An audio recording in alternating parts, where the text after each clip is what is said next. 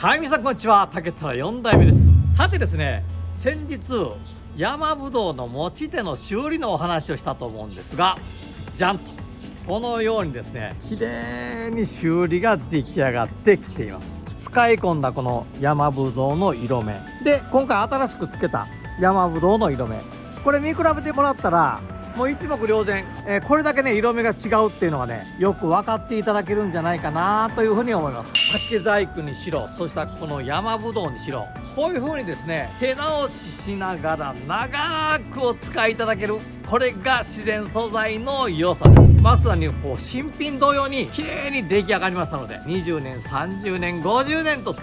ますますこれからもっと渋い風合いに使い込んでいただきたいなというふうに思っています。ノーバンブーノーライフ。